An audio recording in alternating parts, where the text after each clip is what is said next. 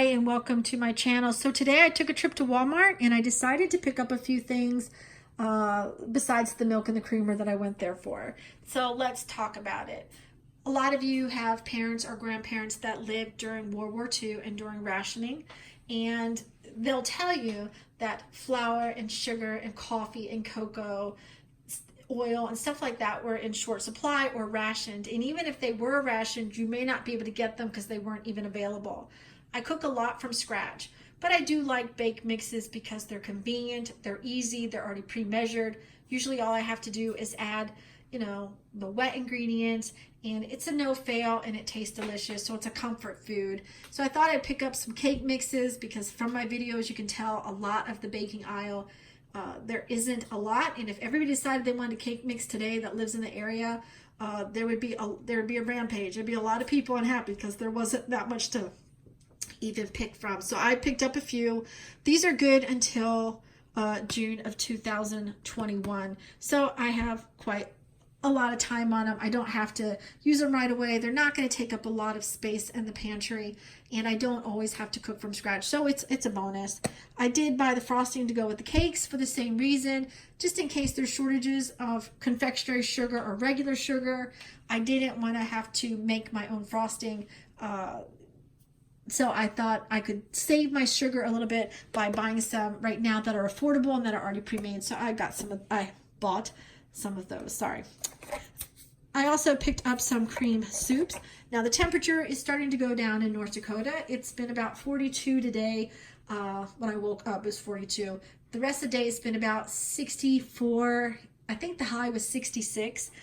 Right now in my house though, I think it's about 64 degrees. Let's see, because that's what it feels like. Yep, pretty close. So it's about 64 degrees in my house right now, and I find that comfortable. Now, if you're not from North Dakota, to some of you, you're like, oh my gosh, that's winter, that's cold. For us, it's not. That's relatively comfortable. It's spring, and that's what it feels like. It feels really good right now. But during the winter, it's when we like a lot of those heavier meals, the casseroles, the stews, the soups, and I cook a lot on my wood burning stove. So we have a wood stove to heat the house because I like to save my kilowatts as much as I can and stretch out I want to pinch my penny. I want it to scream when I have to spend it. So using heat and turning on heaters is just not what I'm into. So I cook during winter when that wood stove is heating the house every day. That's where dinner comes from. And a lot of my recipes call for some cream soup base sometimes for pot pies and stuff like that in hot dishes. And so I bought some of those because they're inexpensive. They're only 50 cents. And when it goes on the wood stove, it's just a lot easier to already have it. If the power goes out too, I don't want to be in a situation trying to, make a creamed soup. It's relatively easy, but just buying something that's available will help stretch out my flour and stuff here so I don't have to use it. Well, that's it for me today. That's what I picked up. There was some changes at Walmart. There was a lot more food.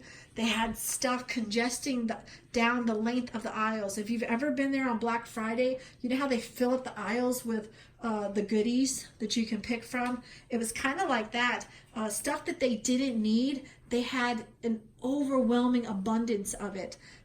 Brownie mix, they had tons of Betty Crocker brownie mix.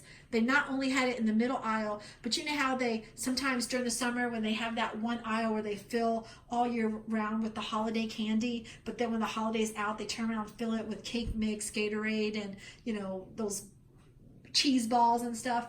It's one of those aisles. They had put a bunch of brownie mix there too, so I don't know. But the fruits and the vegetables and fruits that are still in short supply are still in short supply. But the stuff they didn't need, they had it in extra abundance.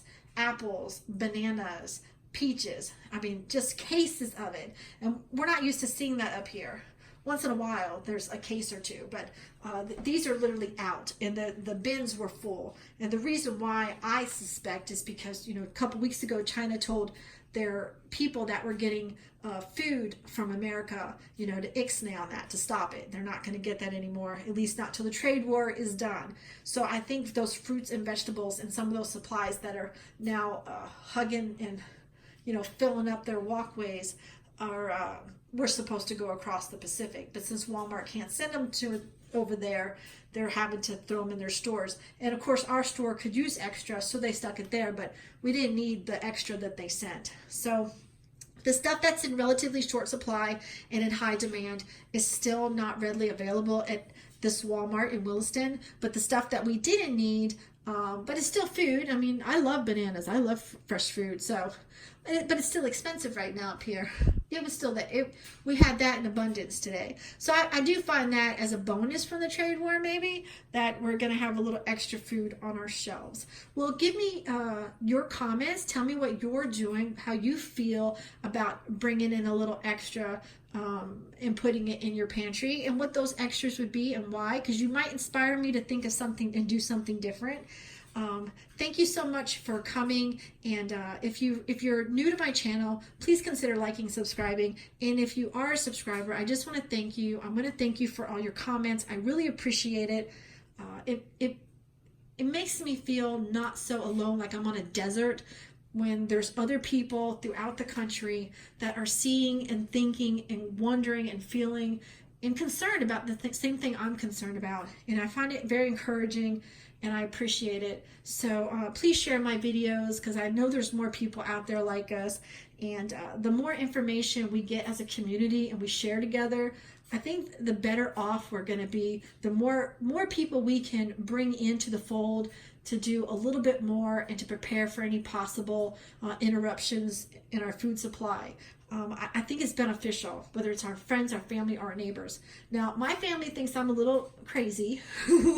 Most of my family live in several of the states that some of you guys have posted messages from, and where they are, they're not seeing any shortages. In fact, some of them told me I'm going to have to eat moose or eat my goat, or my chicken's no longer going to be laying eggs, it's going to be in the pot, and none of that's true. I'm not going to eat my goat or my chicken.